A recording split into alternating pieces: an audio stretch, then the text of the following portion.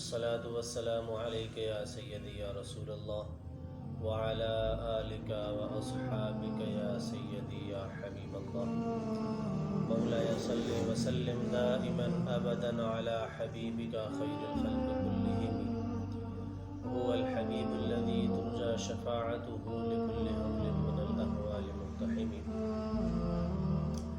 اللہ رب العزت کا بے پناہ شکر ہے کہ اس نے ہمیں اسلام کی دولت سے نوازا۔ ما قبل جتنی بھی امتیں گزری ہیں ان میں سے کسی کا بھی نام مسلمان نہیں تھا، مومن نہیں تھا۔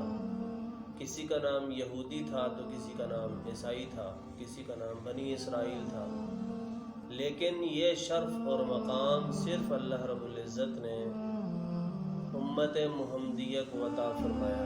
یہ ہمارا شرف بھی ہے کہ ہم اللہ رب العزت کے فضل سے مسلمان ہیں، مسلمان کہلاتے ہیں، مسلمان گھرانے میں پیدا ہوئے۔ بہت بڑا شرف ہے، بہت بڑا مقام ہے۔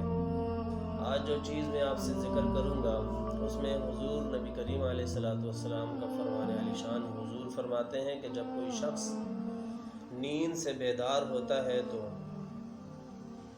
وہ ناک صاف کرے۔ حضرت ابو ہریرہ رضی اللہ تعالیٰ عنہ سے مروی ہے، روایت کرتے ہیں کہ رسول اللہ صلی اللہ علیہ وآلہ وسلم نے ارشاد فرمایا، جب تم میں سے کوئی بھی بندہ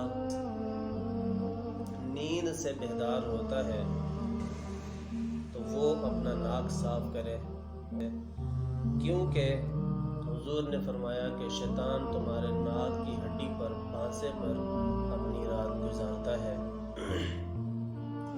دوسری روایت حضرت علی شیر خدا کرم اللہ وجہہ الکریم، میں نے جب پانی منگوایا تو اس کے ساتھ میں نے ناک صاف کیا، الٹے ہاتھ کی چھوٹی انگلی کے ساتھ میں نے اپنا ناک صاف کیا، اور یہ عمل میں نے 3 دفعہ کیا، اور یہی عمل میں نے حضور نبی کریم علیہ السلام کو بھی عمل کرتے ہوئے دیکھا، اور یہی عمل حضور نبی کریم علیہ السلام کا وضو کا عمل ہوا کرتا تھا۔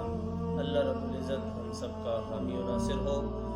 وضو کے متعلق ہم بات کر رہے تھے تو وضو میں سے ایک اہم حصہ، ایک اہم رکن ناک صاف کرنا بھی ہوتا ہے۔